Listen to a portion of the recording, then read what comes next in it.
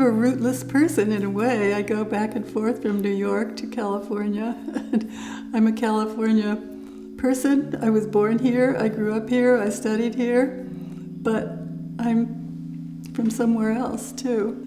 But I think I'm tri-coastal, and maybe there are quite a lot of those too, actually. I did work in Italy for nearly 8 years. So that was a big interlude in my life, one could say. But I wanted to come back to the States, which is why I applied to UCI. And those 2 years were kind of transformational in my life. I had been a painter in Rome, but California was different. It's a different art scene and different people. And I thought, I just need to get accustomed again to the United States. I felt not so connected with California art directions, and thought I want to go to New York because I feel like I actually want to be painting, and I think that there is more of a climate for painting in New York, which I was pretty wrong about in a way, because the minimalists declared that painting is no good anymore, useless. Why do that? And in fact, some directions in painting seem to be exhausted, worn out. So I'm there. I've moved myself to New York, and what am I going to do? Not the painting that I made in Italy. I need to find something else. So I experimented with drawing, with putting colors together, and then at a certain point I felt everything I do is something I've already seen, that I've either done it myself, someone else has done it. There's no way, I'm not finding a way to go ahead. So I woke up one morning and said, well, if I can't put things together, I won't. I had considered what is the kind of simplest kind of artwork one could make. Paper and pencil seem basic, and I will use pencil on paper in a most basic vertical stroke. And I began the series that I have kept up intensively at some moments in those first years, and intermittently in other years. I make these drawings. Anyway, I'm talking about 1972 when I began with the pencil drawings, but I soon thought, I might paint with vertical strokes too, and see what happens there. So I happened to have at that point a collection of acrylic colors. I stretched some canvases 4 feet square and thought I'll paint on each one of these, filling in a space with vertical brush strokes.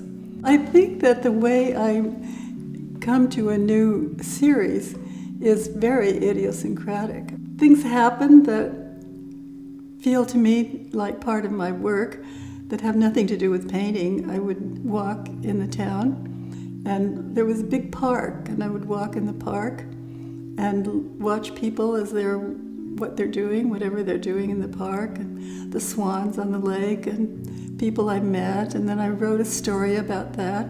So that story, called The Lake, from that period of time becomes a part of my writing work, because I do write quite a lot, and I've written quite a lot of small stories that originated from some event like that. This living in foreign places gave another dimension to my mind. I came back to New York and then began another kind of central series of mine, which was an extended grayscale. I had begun to think about what else can I examine besides the palette that an artist might use, which the acrylic paintings provided, and somehow went to this device that industrial designers use. But I thought, I will make as many paintings for this series, small paintings, 22 inches square, as I can perceive the difference between, and I don't know how many that will be. So I began stretching up small canvases, painting them. One is white, the last one is black. In between, they're all shades of gray, and I spent probably 10 months on this series because I had to look and see, is this lighter, darker? I had compared this one to that one. And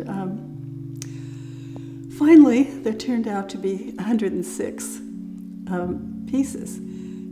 I declared it finished. Well, the next step was to find how to make paint. And I had located, someone had given me or pointed out a book about, it's kind of a recipe book for artists, what the different pigments are and how they're made and how they function and how to use them in oil or how to use them in other media. And so I thought, well, I'll use this book to direct me. And at a shop in downtown south of Soho, they were selling pigments, and I bought quantities of, well, small quantities at first, of all the pigments I could find. I think I had 56 different pigments. And so I wanted to try all of those. So I tried them first on small using a pigment, it's very important to get the oil solidly into the paste of pigment to make paint. So each little granule of paint needs to be somehow coated with oil. And you use a tool called a muller to grind the pigment into the paint or the paint into the pigment, whichever way it goes. So I did that, and I painted small paintings of each of those colors. But then when I came back to New York, and I'm beginning this series I mentioned, the larger paintings, many of the colors I chose were red. Some were blue, and a lesser number were yellow of some kind. But they all had the same dimension and the same process, and I decided to call that series the red paintings. So they're all red paintings, even if they're blue, they're called a red painting.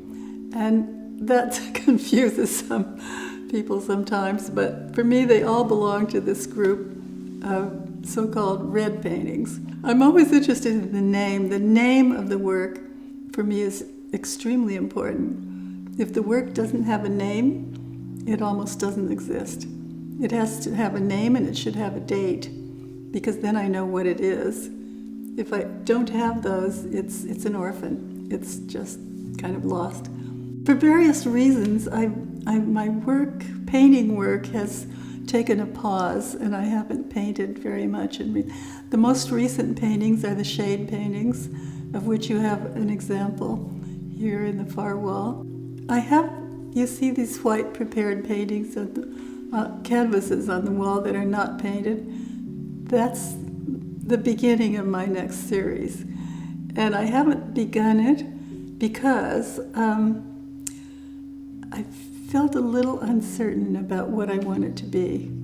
And I don't want to begin it until I have an idea of where it's going. So there's work to do, both preparing exhibitions and I really want to get back to painting, actually, because the great pleasure about painting is not always the application of paint, but it's the conception of what is this painting going to be, what will it represent, and will I like what happens when it's done?